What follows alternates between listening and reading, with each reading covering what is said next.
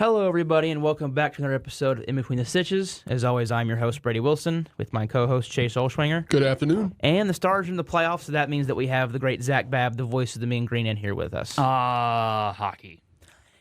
And, well, it's a lot better than last, I don't know. Yeah. I think you were here last week. I'm not sure if you were. I but was not, and it was looking very dire that time. Yes. But now it's 2-2. Now it is 2-2. And going, obviously, back to Dallas, which is, I think, important for us. You were able to, they snatched home field really, they completely took it, and then we took it right back. Yes. So it is, because baseball is a lot more, I don't know if, does hockey do it like baseball where it's 2-3-2? Or 2-2-1-1-1. Is it the 2-2-1-1-1? It's like the NBA format. Which is too much time on a plane for me. But hopefully, and I heard someone say this, that I feel like for the Mavericks, their Game 5 matters more than the Stars' Game 5, just because for the Mavericks. But for the Stars, I assume that this is, I'm going to say, obviously it's important, but you don't want to have to win 2 more again. Yeah.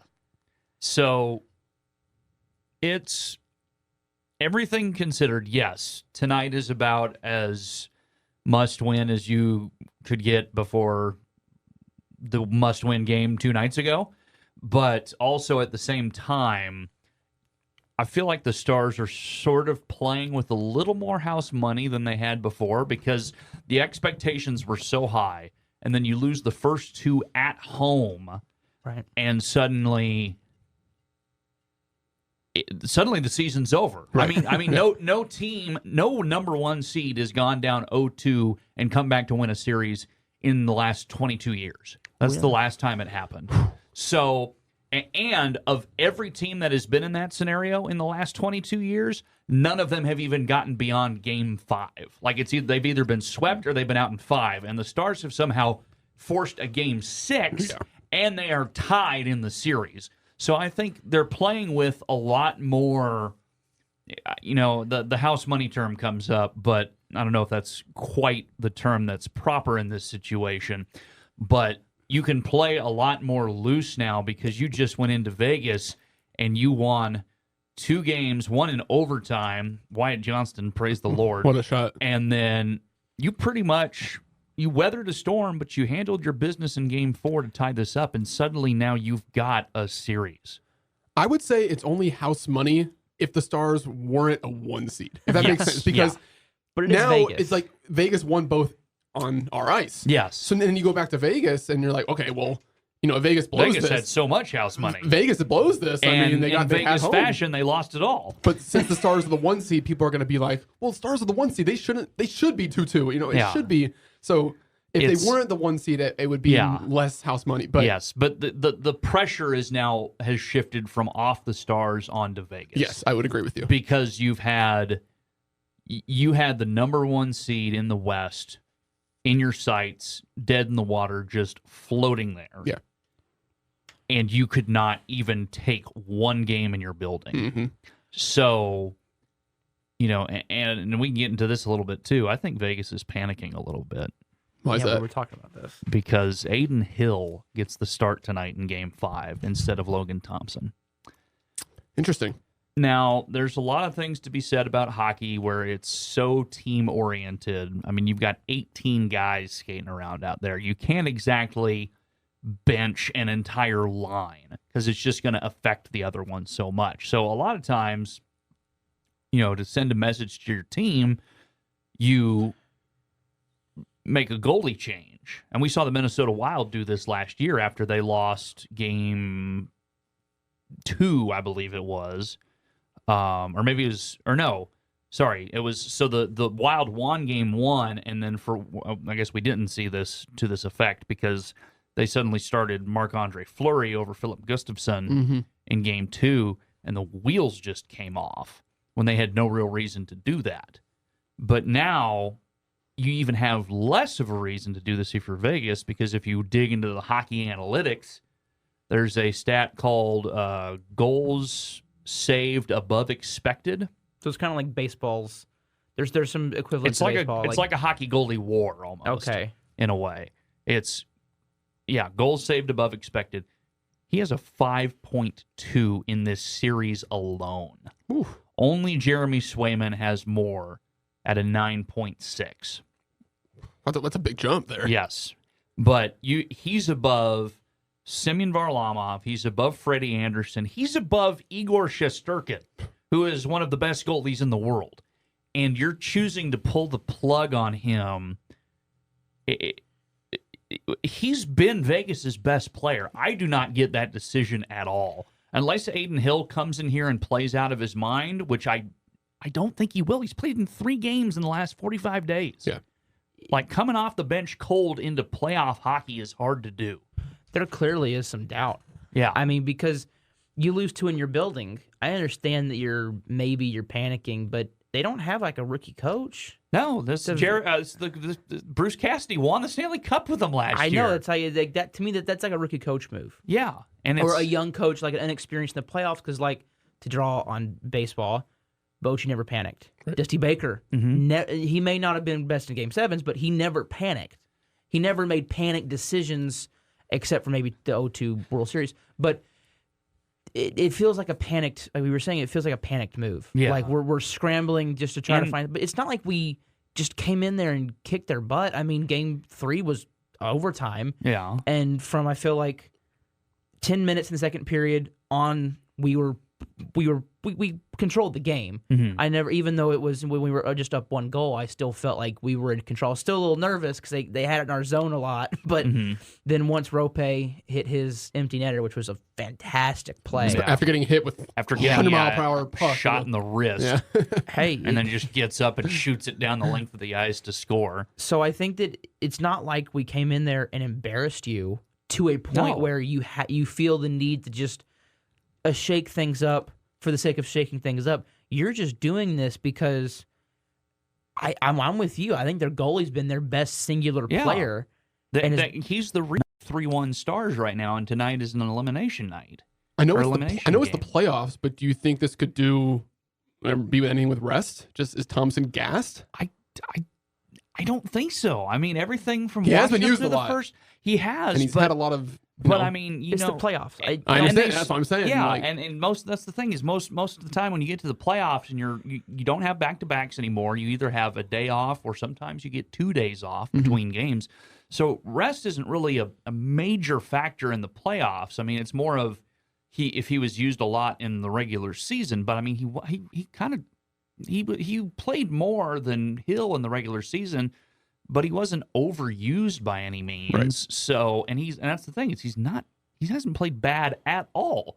He's been, I would agree with you, Brady. I think he's been Vegas's best player. Singular best player. Yeah. The most impactful. And like you said, the reason that it's not 3-1, I believe it was Game 1 where it was. Yeah, Game 1, it was back. That was the only time I've looked at Logan Thompson and said, whoops. Because he let in, we lost 4-3.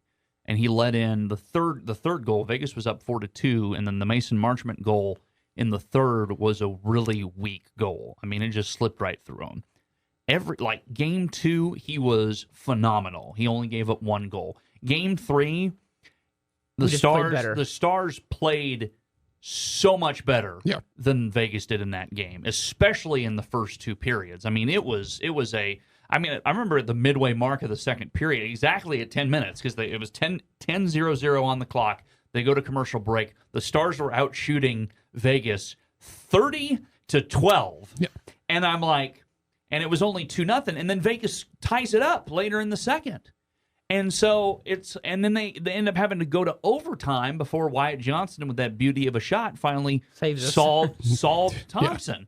So it's like he's the reason that you're 2-2. And not only that, but he only let up 3 goals. There was an empty netter. It was the 4th. So yeah, and they weren't. I mean, the Dodonov shot was. I don't know how he got that in the goal. It was that looked like a lacrosse shot. That's the thing too. Is it's like a lot of these goals, except really for a couple goals in Game 1, a lot of these are not his fault.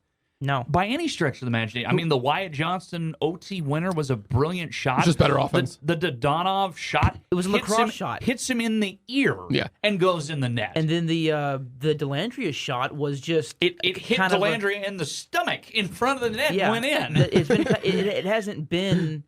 there's been obviously some like really just we were just better, but there's been some luck. Yeah. There's been some bounces and some you just happen to have the geometrical. I don't know the word. Yeah, geometrical. Thank you. The geometrical angle to getting them. It's puzzling. It's one of those decisions. If it doesn't work, this is not running Marshawn Lynch on the 1 yard line.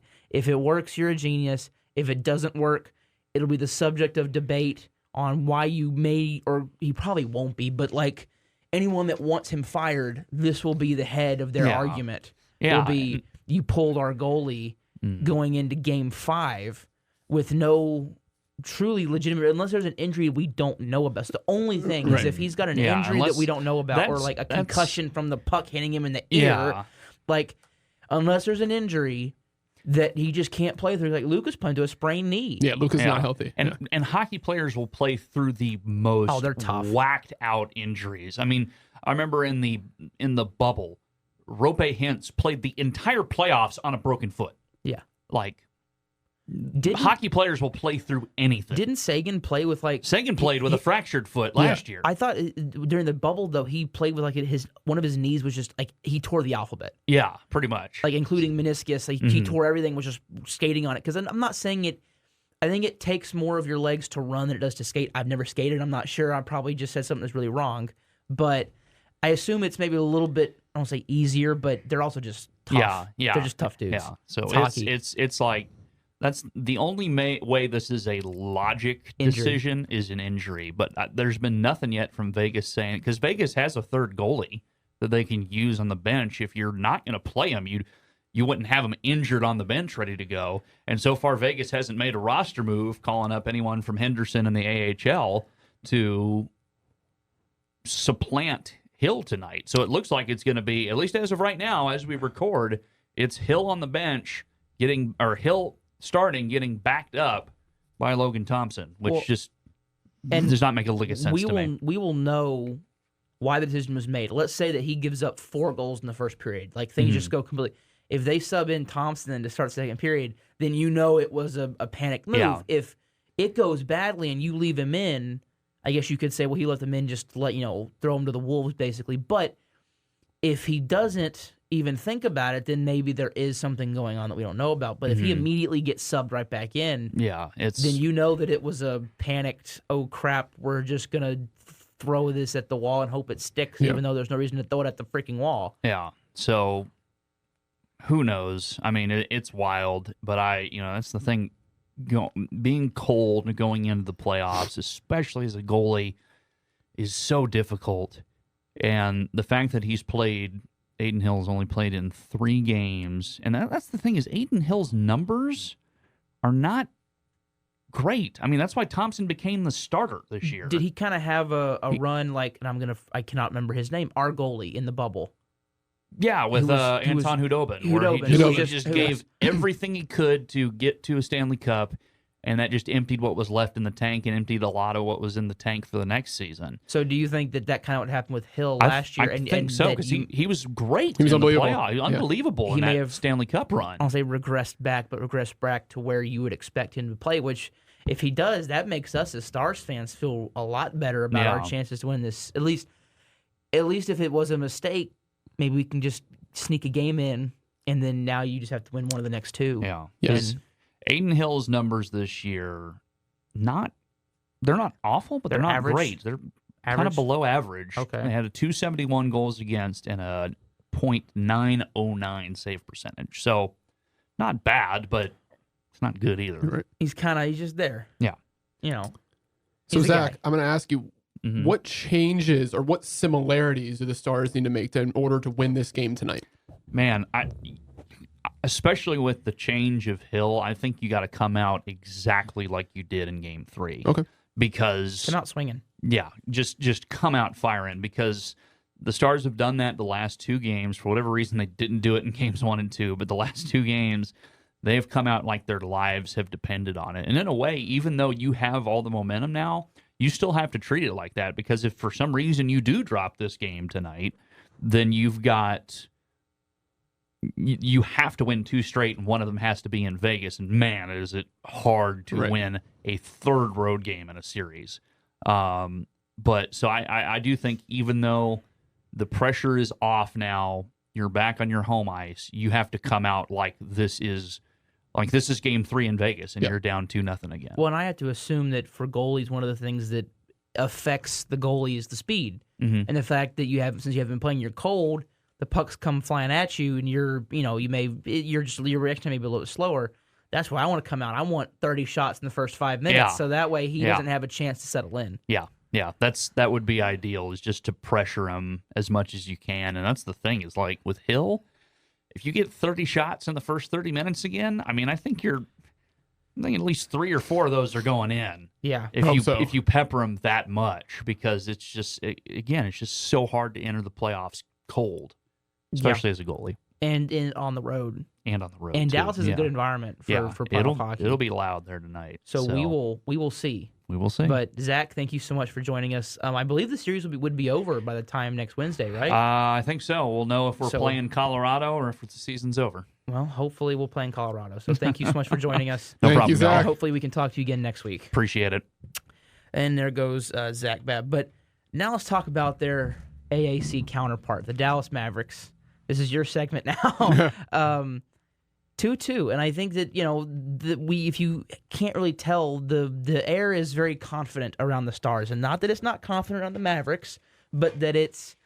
I think because we've seen multiple Mavericks teams, I feel like we're split personality as a team, that you have to worry about which Mavericks team. It's kind of like the Rangers. Which team's going to show up? Is it going to be the team that was kicking butt and taking names or is it going to be the team that just has no mental toughness and can't power through anything? Yeah, that's the question. And, a lot of a couple of the games we've lost have been, or I guess both, you could say, because we've only lost 2.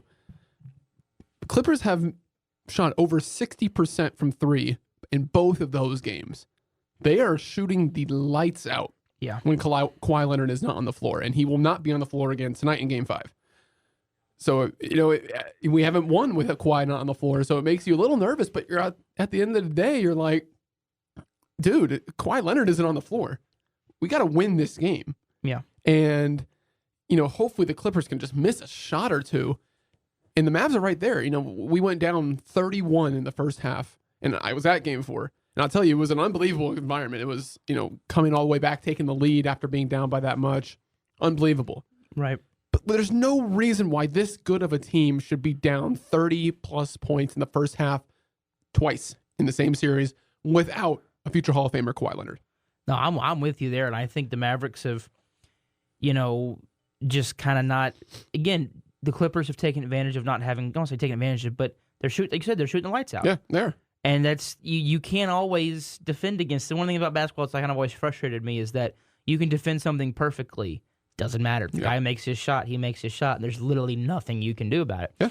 But their strategy has just been, we're just going to chuck up shots because our best player's not on the floor, and it's worked magic for them. Yeah, and it's like you got to think that like guys like Norman Powell, guys like Amir Coffey are they know Kawhi's not on the floor, so they have these expectations.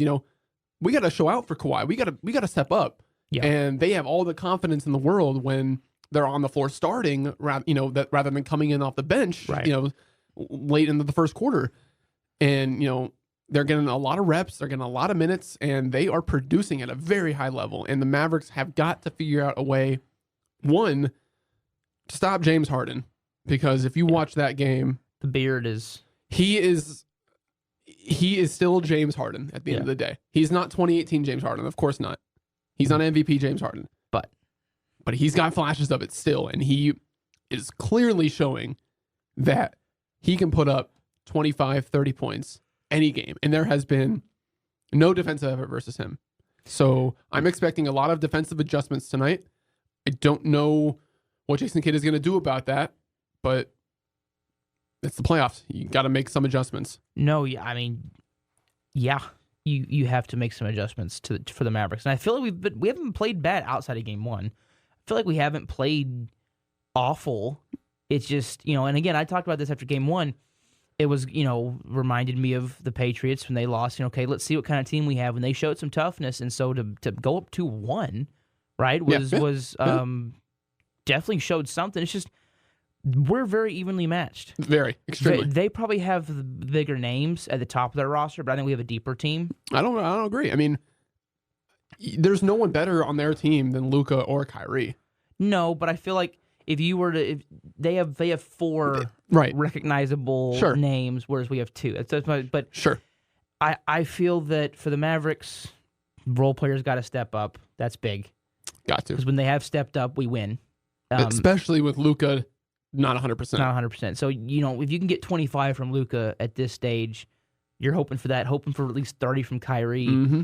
And then it comes down to what can you get out of PJ? What can you get out of Exum? What can you get out of, Exum has been a non-factor in this series, and I expect him to not be a factor in this series. You don't think he will? For the rest of the series, even if we win or we lose. I think it's just on to the next round if we win for Exum, because he's not giving us anything on the offensive end, which is something he has been great at during the regular season, where he's playing good defense, and on the other end, he's facilitating, he's shooting, he's there's something off with him right now, and I don't know if it's because he was out of the NBA for a couple of years, and now he's back in and immediately in the playoffs in a big role, and he's just not ready for it yet. Or I don't know the reason, but there's got to be guys like Josh Green, PJ Washington, Maxey, Gafford, Lively. Hardaway is out tonight. Yep, I didn't see that. So there's got to be guys that step up, and if they're not going to step up, got to give it your all on 100% on defense. Yeah, I think that stopping the beard is going to be key. I think Westbrook has played pretty well, especially. He has not offensively. You don't think offensively? Not offensively. As of right now, no.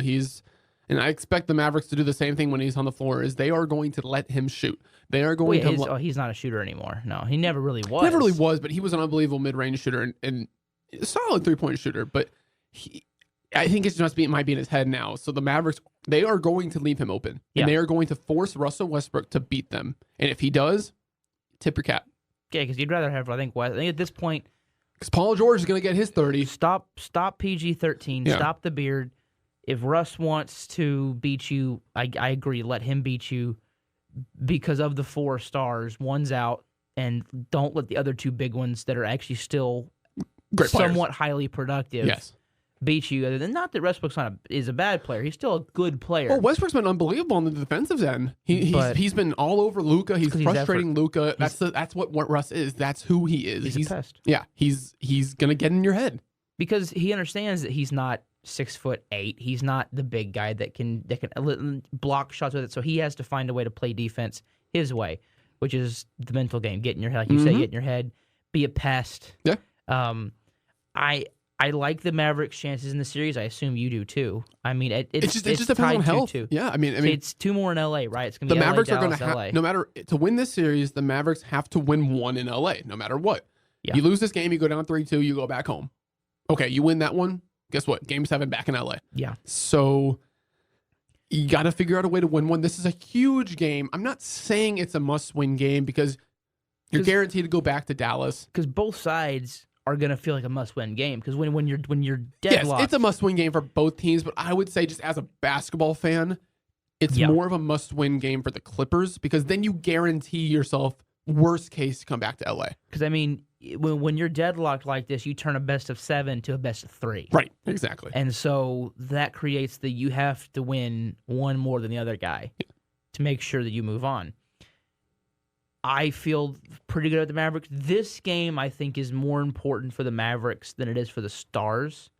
Not that the Stars, I don't want them to win, but simply I feel more confident in the Stars' ability to rebound to win 2 in a row. To win 2 in a row than I would the Mavericks. Sure.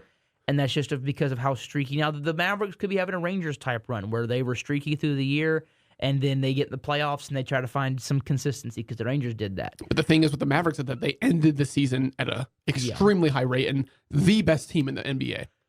Yeah. Last 20 games. And we had talked about how nobody wants to see Dallas. And this is, the Clippers could have had most of their opponents. I think the Clippers would have just kind of knifed right through them. But yeah, if the Clippers, I think anyone below Dallas, they would have just kind of. You would probably know more. You would know more about this than I would. But I feel like anyone below us, they would have just kind of. It had been over in 5. 4 or 5. I think if the Lakers played anybody but the Nuggets, I think the Lakers would be going on to the next round, because if you look at the games that the Lakers played versus the Nuggets, They played well, they were in every single game. They were up by 10 in every single game. but the Nuggets just are better. But the team. Nuggets are a better team, and they can battle through adversity, and they did. The talent prevailed. I think the Lakers are the 8 seed. They go through the Thunder in 6. I don't know. It's I don't know. interesting. I think that for the Mavericks, they have played well, but they've had some of their similar streakiness, and I think it's just going to be winning Game 5 is huge. Yeah, and you got to put more emphasis on how Luka's been playing, and because he has not been himself. I know he's not healthy, but he's got to be more efficient. He's trying. There, you can't say he definitely isn't lack of effort, crybaby. Oh, of course not. No. He is definitely putting it all out there. He just is. Oh yeah, and he's going to keep shooting the ball, and you want him to shoot the ball. You go out there with a sprained knee and try to run around and play basketball. It's not. I can't imagine that it's really easy to do that. No, you're correct, and I'm not saying that he's 100% healthy. If he can just give us, I'm saying 25. Honestly, I think Luka needs 35. I mean, he's even on the knee. He and Kyrie have to combine for at least 70, at least 35 apiece. Just asking for a lot. 40 and 30. Not of Kyrie. Kyrie's good for it. He is. It's just Luka. Yeah, he's on not the healthy. knee. Will he be able, or can somebody else have a game where they drop 30? Yeah, I mean, I think if you can get 20 out of PJ, if you can get 10 out of Gafford and Lively, get your 30 from Luka and Kyrie, you'll be okay.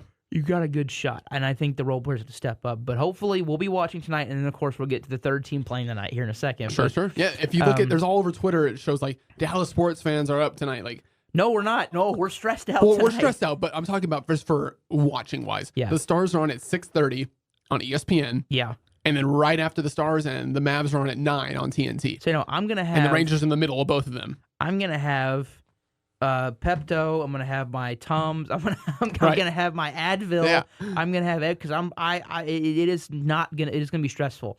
I may watch the Ranger game to get off the stress level because it's just a regular season game. Sure. But back now to move around the NBA a little bit, I want to talk about the Lakers because I'm sorry, No.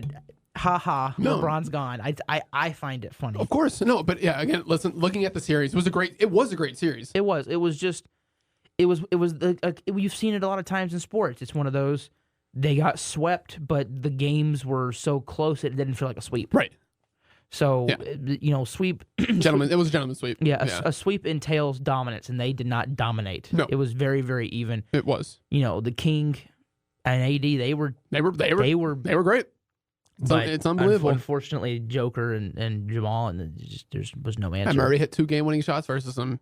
What are you gonna do? Move on from that. I mean, how about it's like the one against the Mavericks this year? Was it Cleveland that hit that half-court shot? Yeah, half-court shot. You're just like, how do you?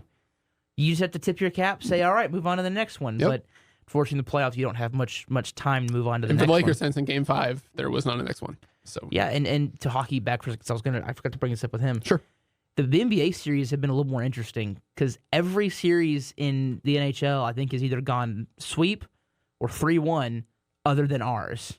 So it's been a pretty boring watch for hockey fans. It's funny because the same thing in the NBA. Is it? In the Western Conference. The Mavericks and Clippers are the only series left in the Western Conference. Oh, that's right. Yeah, because everyone Timberwolves else swept the Suns. Thunder swept the Pelicans. And Nuggets 1-5. Devin Booker. Haha. Yeah. You're swept. Get out of here.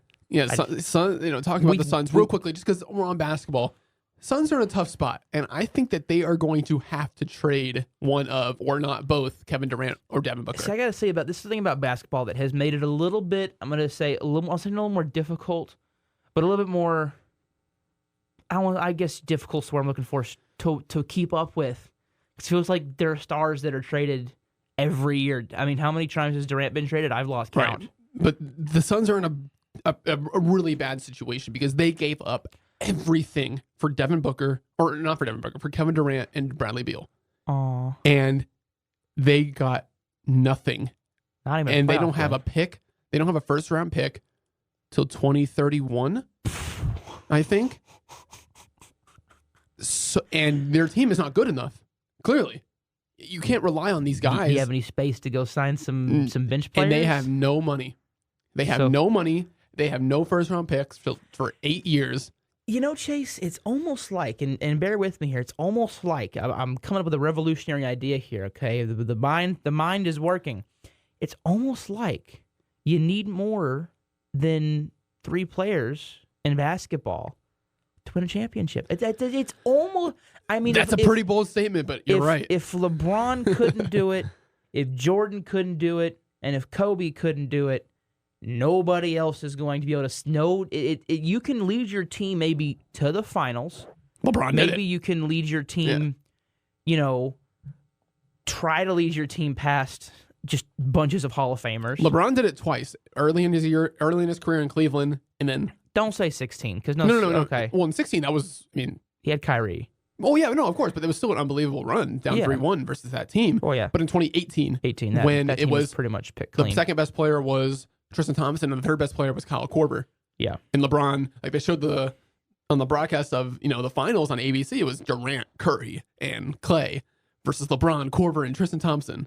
Yeah, it's like, what else would you ask for LeBron? So I mean, unless it's not going to happen. No, and so it's almost like you need to actually build a team around yours. Look at the Mavericks. You have 2 stars, and you supplement with secondary players. P.J. Washington, Daniel Gafford, Derek Lively. Use a pick for Derek Lively. Yeah. You have Tim Hardaway Jr. who has still been the most productive thing from the Kristaps Porzingis trade, and I still think it's freaking hilarious. Yeah. You go find Dante Exum in, I don't want to say what I want to say, but in, Timbuktu, Europe, playing, Euro ball. Yeah. And he's, it definitely is. You got to give Nico tip your cap. I mean, of course. And the thing about he's Nico, built a team. I think some people are still going to be out on the coach. There's still some. Is he? I don't know. Last game was a little weird because of what Harden did.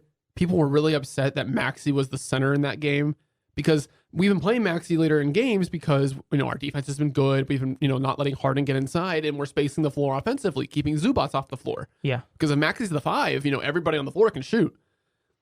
Harden was going to the cup every time, and Lively or Gafford wasn't on the floor. Maxey isn't stopping Harden driving to the basket. No. As good of a defender as he is, he's 6'9", 6'10". You're not a 7-footer like Gafford or Lively. And people were a little upset about that because they think that Gafford or Lively would have made a difference in Harden taking over the game.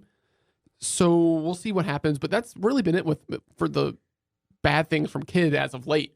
Yeah. So I don't think Kidd's going to go anywhere. But before we jump to baseball, we're talking about the Suns and how they just don't have any future. And we're laughing at them. A lot of work for that GM a lot of decisions to be made. But for the Mavericks case, is that they should be getting better each year. And we have picks. We have money. We have pieces that can still have value that don't bring much to our team. So there's guys like Hardaway who can still get value out of. Yeah. And we still have a couple picks, and we got, guys like Jaden Hardy, Josh Green, which I don't think we're going to go anywhere, but you got guys, got guys like them to Omax. ship. Yeah, and Omax. You got guys like them to ship for another all-star caliber level player. Cough, cough, Pascal Siakam. You know what? I would love Siakam. You know what? I've always liked Siakam, so it's a bias. Looking now, I'm a lot happier with what we did. Oh, no, I'm not saying I would rather have. I'm just saying I've always liked Pascal Siakam. Yeah, he's a great player. To have added. The problem with sports, and you've seen this in a lot of sports, is that bringing major players, I'd love to, and this may be my research project over the summer, is research. It'd be hard for me to do hockey because I wouldn't be able to value who are superstars and who are not. Go to the NBA, baseball, and football, and try to gauge the success after the last 10 years of superstar people that you would consider like a superstar or a upper level all-star star player being traded. Because I actually think the hit rate's less than 50%. I'm gonna count free agency and trades. I'd be willing to bet you that, and I'm also gonna for football, like adding that third superstar. Not even adding a third superstar for any sport, and for football, I'm gonna include quarterbacks because it's quarterbacks. Okay. Does adding an upper level superstar, veteran player actually usually work out? Because it always brings in money. But look at the big example I'm going to bring in is look at the NBA. The Nets were supposed to win how many championships with Kyrie and KD? And Harden. And then they brought Harden in? Yeah. And how many playoff wins did that team have? 3 because they lost in 7 to Milwaukee. So Or was that? Did they lose in the? I think they lost in the second round. So that's the thing is you didn't even get to a conference final with that team. So I'm very curious because I actually think the hit rate, it's one of those, that's why I'm always cautious about trading for star players. If a team's willing to part with their star player, sometimes there's a reason they're willing to part with them. Like it doesn't always mean you're going to get that guy. Or free agency. I've seen this in football so many times. You trade for a quarterback and they just are never the same. I would love to understand why it happens. Is it just the change of scenery, the expectations? Is it just life's a you know what and you got to move on? Like I would love to study. So there may be a research project I launched to try to see because like I actually say the biggest free agent signing of the last few years in the NFL that I know has worked besides Tom Brady was probably Judon for the Patriots. He's been better in New England than he was in Baltimore. Yeah. But like I'm interested to see the notable players that are traded and signed that are hailed as billboard material. They're supposed to come in here, we're going to win a championship. Look at the Suns.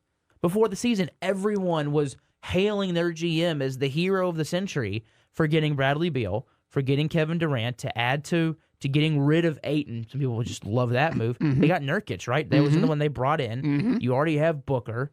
I can't think of anyone else that's the stars on that team. You're supposed to be championship or bust. You don't even win a game. Yeah. See, that's the problem because Like, I like your argument because think about if the Mavs hypothetically brought in LeBron or Durant next year, right? Would it work? I don't think so because that takes away from touches for Luka or Kyrie, you know? And Durant hasn't. Has Durant really worked? And you would know the stats here. Has Durant really even worked out since his Golden State days? I think he's been injured. After Golden State, he went to Brooklyn. Nothing went out there, and then from Brooklyn to Phoenix, nothing there. I mean, nothing. Cool. If he has individual awards, it's cool. But the team success is what matters, and the team success has been doo-doo. He should have just never left Golden State. But because the role there, you talk about stars in Booker, Beal, Durant. Those are all 3 ball dominant players, right? Yeah. You add that to a team with Draymond Green, Klay Thompson. They're not ball dominant players. They are off the ball scorers and playmakers. Draymond, that is. Right. And the only other ball dominant guy on that team was Steph Curry. So that's 2 ball dominant players, which is perfect. You look at Luke and Kyrie.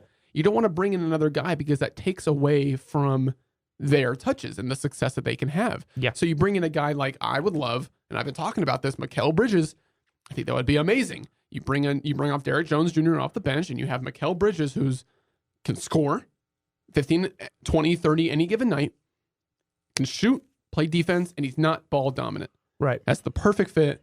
I know we've been on this for a while, so we're gonna jump over. No, but you're good. I would love to know the hit rate because I feel like if I were to place a bet, I actually think that baseball may have the bigger hit rate than any of the sports.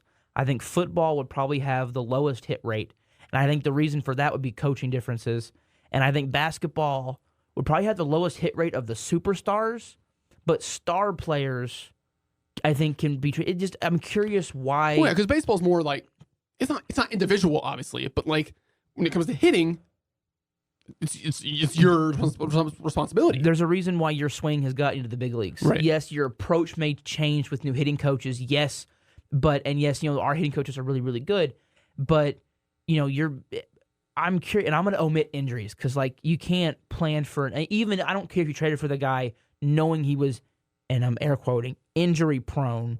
I don't care. You still can't plan for them. How many guys have been drafted, traded, signed, whatever, that had injury red flags? Nothing came about. Yeah. And how many guys had no red flag where they were seen as durable guys and they just could not stay healthy? So I think it just, it goes both ways. But I'm going to research that. I'm going to have to dig into it just because I'm curious. I like it. They're just, you see all of these. My theory would be this. The roster becomes bloated. The roster becomes so top-heavy that the bottom just can't. There's no depth. There's no backups. There's no nothing, right? The Rangers built a roster with good. I mean, Garcia goes out. Here comes Jankowski, who has several big hits. Yeah. You have guys that can step up. It's the next man up mentality. But we're going to move to baseball. Go Mavs, go Stars. Go Mavs, go Stars. Go Rangers. Go Rangers. Won yesterday 7-1. I was there. Masterful game from John Gray. Only 3. Those are the kind of games that I like to watch. So only 3 strikeouts. So he didn't throw a lot. So A lot of balls in play. And no walks. Yeah. So everything was pretty. 21 outs were in play, and the other 3 were just strikeouts. So, and I know you were like, oh boy, he's gave up a run, but I wasn't nervous. I was with a friend of mine, and she was asking me, well, man, it's already 1 run, we're already down. I'm like, I'm not worried because it wasn't like they hit a big launching home run and they got the bases loaded and he worked around it like when we were there his last start. This was more like Gray gave up a 10-foot slappy single down the right field line and he just didn't have the angle and had to lob it to first to not hit Abrams, and then he stole second, and then a hard hit single scores him. And after that, they didn't get nothing. What was it? 1 more hit the rest of the game. Yeah. That was it. No walks again. He was lights out for 8 innings, and you bring in Wynn, and it was good morning, good afternoon, good night. Yeah. Wynn's looked really good. And I have a little stat here. The bullpen over the last 7 games, 0.73 ERA. That's great. They have been phenomenal. The bullpen has become a strength of the team. And it's not just from guys. You have Yates as the closer. Who's been... He and Robertson, the 1-2 punch from them, the 8th and 9th, has been unbelievable. We knew that Leclerc would get the closer role. We also knew that he has hills and valleys like a lot of relievers do. And so we expected him to probably not have or get injured or whatever. My money would have probably been on Yates just because of the fact that he's been a closer. He had a better year than I think Robertson's probably ever had, but it was 1 year, and then he got injured. He had Tommy John. Yeah. So Yates has looked really good. Hasn't given up a run yet so far through April. Robertson still looks like the old pro David Robertson. Leclerc has looked better. He's been improving. Cole Wynn, who was a former top prospect, who was supposed to be a starter, be a top of the rotation guy, has not been that. But if he's a relief weapon, I don't care. Yeah, cool. He's still worth the first round pick because you developed into a guy that has looked like a quality setup man right now. Then you have Jacob Latz, who's been a little hit or miss in his games, but he's a quality lefty. And then Jose Urania's been, and I called it. I am tooting my horn on this one. I was a huge fan of signing him because I always felt he was the type of guy was on bad teams with no direction, no high leverage. He was just throwing a baseball, just trying to take a paycheck. Yeah.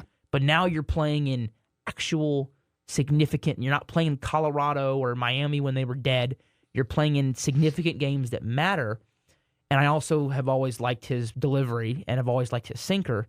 And I knew that Maddox would work wonders with, getting him, don't want to say learn pitching, but become more refined in his approach to pitching maybe. Right. And he's also hasn't walked a lot of guys. That was always his problem, was control. But, especially it's good because the guys that you were counting on, I don't know if you saw this, but Mark Church has a strained rotator cuff. And he's going to be out indefinitely. So he's out for a while. With that, so it's a good thing that your relievers are holding it down right now because the guys in the minors, I think you were counting on to maybe make contributions. Well, they may not be able to make contributions right now. Yeah. So, and then not to mention Scherzer. Now he had a minor setback, but they're not even calling it a setback. They're calling it natural soreness from pitching in real games. I think that when he comes back, Heaney's going to be one that goes to the bullpen. I don't think right now you can't put Gray there. Or Dunning. You're not going to put Lorenzen. You're not going to put Evaldi. So I think Heaney's going to be the lone man out. And then Bradford's going to be out for a while because of the rib injury. That sucks. So it was a true injury, not a phantom one. So he really did get hurt. I don't know. Must have just been on a throw and no one knew. Didn't even notice it. Could have been one of those things that he didn't even realize he was injured because the adrenaline, there's no pain, and you wake up the next day and you can't move. Yeah. And so they could have been one of those situations. But I feel good about where we're at. We're 16-14. We're still a game behind the Mariners in the AL West. I'm not worried about it. It's a game. Mariners are a good team, but I think we're better. I think we're starting to the offense. The Mariners have a full rotation of aces. It's crazy. The offense is starting to come about. The guys are strong. Say the guys are streaky, but Garcia didn't have a full spring training. Seager didn't have a full spring training. Lowe didn't have a spring training. Young's hurt, but he didn't have a spring training. So, I mean, you look at these guys, Langford is dealing with the pressure of 44 minor league games. Carter's dealing with the pressure of already having won a World Series and having to maintain that standard. Heim dealt with multiple injuries last year and probably isn't, no catcher's 100% just because of your knees, right? So no one in our lineup, except for maybe Taveras, had a normal spring training, had a normal year last year in terms of injuries, right? Like, wasn't tired, and he finally hit his first home run last night. By the way, I thought that was robbed. Because I was center sitting, fielder? Yeah. I was sitting in 110, so I was more behind the plate. So we didn't have that angle we had last time. Right. I thought he caught it. I didn't see the ball go behind his glove. But Right. He did. He caught it. He did not catch it, which was very good. Josh Smith has been playing like a bat out of hell. And, of course, the conversation's already started. What do you do? I tell you what you do. It's really simple. Hey, Josh, we're so happy that you held it down while Young was out, but you're back to the bench. I'm sorry. Like, people can, you're not going to trade him unless someone wows you with an offer. And I mean, like, I'm trying to think of, let's say the Brewers were sucking, okay? And they wanted to offer Uribe for Josh Smith. Let's just pretend. Sure, take it. Here you go. Take him. Uribe's been kind of bad, though, so far this season. Well, no. Who's their reliever that's been really good? Well, Devin Williams, but he's Devin out. Williams. But he's Well, out. no, he's out. I thought Uribe was the guy that was He just is, but killing it. I think he's got like a 4 to 5 ERA right now. Who am I? I'm thinking of somebody Let me look that's real just quick. been lights out for a team. I'm pretty sure Uribe has. Anyway, my point is that if someone wanted to offer you their closer, if Cleveland was completely out of the race, I was wrong. Uribe has a 6.75 ERA with a 1.8 WHIP. I guess he had a really good first couple weeks, and I just haven't looked at his He stats did. since then. Yeah. The draft really took me out of any other sport. I'm having to kind of play a little catch up here, if you haven't been able to tell, because of the draft. But okay, I'm trying to think of give me a closer. If the Cleveland wanted to trade you Class A for Josh Smith, straight up, Gosse would be great at the Rangers. I know. I'm just saying. Then sure, yeah, you take an overpay, but no, I'm not going to dangle Josh Smith like that simply because. Did none of you learn anything from last year? These things happen. You think Seager's going to play every game? No. You think that, trying to think of where else. Do you think that Langford's going to play every game, or Taveras is going to play every game, or Carr's going to play every game? No. You think Young, when he comes back, going to play every game? No. Yeah.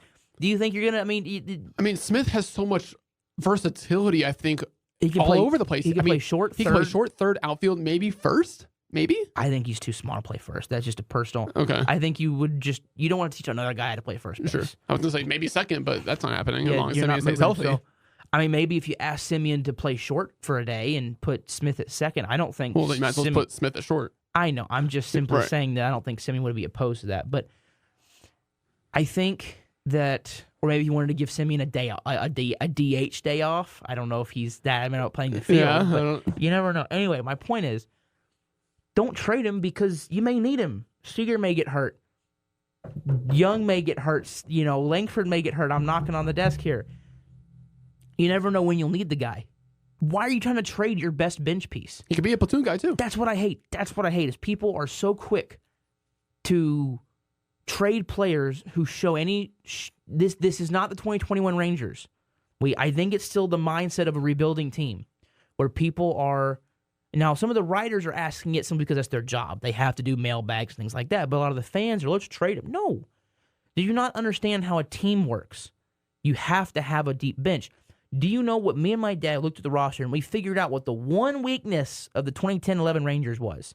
Because your starting pitching was good. Mm-hmm. Your bullpen was good, at least in terms of their statistics. It had one weakness. It had a weak bench. The only guy you really had in 11 that was worth anything was your other outfielder, that was Andy Chavez. But I think Andres Blanco was your number one pinch hitter for the infield, or Esteban Herman. You didn't have a bench. I think your Torrealba was our backup catcher. You didn't have the depth, and it killed you, especially when you went to the National League Park and had to use your bench more. It kind of showed. But the Rangers this year and last year had Jankowski, had Grossman, who was a quality bench piece, had Smith and Durant. Smith and Durant are wonderful bench players. Wonderful. They're great as, hey, we have a guy getting hurt. You step in for a couple weeks. Duran was killer last year when Seager was out. He had 6 home runs in a week or it was some crazy number. So don't rush to trade the guy unless a team is willing to just massively overpay. No, listen. But I'm not going to try to dangle him out there because we're going to need a guy like Smith come playoff time or come stretch run time. So that's my thought. I agree with you. And then, so hopefully we can keep going. We got a road series after the national series here this week. Hopefully we can take 2 out of 3. We took 2 out of 3 from the Reds. Just keep taking 2 out of 3. Mm-hmm. I'm okay with dropping 1, take 2 out of 3. You got Heaney going tonight. So if you want to drop this one, drop this one. You got Evaldi going tomorrow. So real quick about the other DFW team, the one that's not currently playing, the Cowboys. Zeke is back. Yay! I'm happy that he's back. I'm just happy he's not. I'm just not happy he's our running back 1. He's going to wear. I don't think we have running back 1. Yeah. I think it's going to be a running back. First series running back, second series running back, third series. Yeah. I think that I like Rico, I like Deuce, and Royce Freeman's a guy. He's a pretty average running back.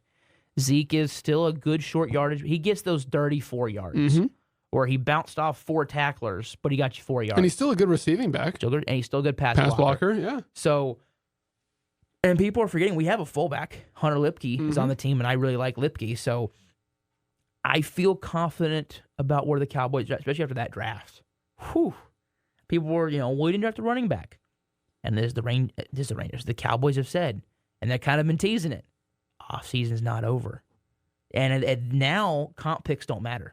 I believe now if you make signings, it does not affect your comp pick formula. The number 1 guy to be on my list would be Calais Campbell.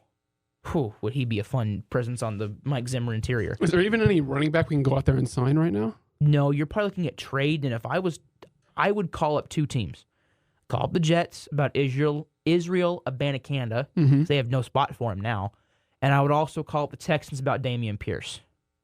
What would it take to go get to Pierce? Because he didn't have a great year last year. Maybe they're willing to trade a 6th-round pick for him. I'd be down for that, for a guy that could be your starter. But even then, I think that your problems last year were not running back problems. They were blocking problems. Yeah. I don't care if you have Emmitt Smith back there. If you were blocking like you did last year in the run game and the scheme that you were running, I don't care who you have back there. It ain't, unless it's Barry Sanders or Walter Payton, it's not working. They're the only 2 guys that have that creating ability when there is a runner. Smith is the greatest follow your blockers runner ever. Yeah. He probably had the best vision ever. But Peyton and Sanders are the only 2 guys that could create their own running lanes. I think if you fix the blocking scheme, which P.S. drafting Cooper Beebe and drafting Tyler Guyton really helps that front. They seem to like the Tylers. Tyler Smith, Tyler Guyton. I think that's going to do wonders for your football team and your running game in terms of nastiness. Beebe's going to be a fantastic center. He's going to be a great center. And then Guyton over there at left, I'm happy about it. You got Marshawn Nealon to be your next to Marcus Lawrence. You've got, they literally both come from school with the Broncos. What do you say at Broncos? Western Michigan Broncos. I'm just saying. I'm just saying they're both kind of lower level schools. I'm just saying there's some similarities there. Maris Liufau is going to be the Mike linebacker of the future. And then Kalen Carson was a great value grit in the 5th. Nathan Thomas was another great value grab in the 6th. Justin Rogers was a good grab to just be kind of a big fat guy to plug gaps and be a backup, sure. I still would like to go out and get Calais Campbell. That would be like my number 1 free agency. We won free agency if we do that. Yeah. There's still some quality free agents out there. I saw Zay Jones. Go get Zay Jones. I'm in favor of that because you're not asking him to be a number 2. You're asking him to be a number 3 or a 4, which is where he's at his best. But I like where the Cowboys are at. I feel a lot better than I did before the draft. I think you nailed the draft. So I feel a lot better for that. The Rangers are starting to maybe find a little bit of a groove here. And then the Mavs and the Stars in the playoffs. So it is a great Both time Dallas teams tied at 2. to be a DFW fan. We will talk, and I believe the Mavericks will be over by next Wednesday as well. Right? Yeah, if both teams go to 7, yeah. Even if they go to 7, yeah. The next time that we speak to y'all, it'll either be, man, that went really badly, or man, that went really well. Or man, it was really close, but we pulled it out. We don't know. We will be able to inform all of you guys on our opinions of what's going to happen next year. This is the thing about sports. It's like we can talk about it, and then we go and watch it. Then we come back and talk about it in a week. So Exactly. we will talk to you guys in a week, and we'll probably start doing some draft, more like the draft grades and off-season looks for the NFL as we get closer to training camp. Just because there's, putting hockey playoffs, basketball, as long as our teams are in it, there's no reason to take up a lot of time with the NFL. No offense to the NFL, but this is the dead time for the league. So we will, like the 18-team schedule, we'll get to that later. I'll just make sure to write it down. So we will talk to you guys next week. See you guys.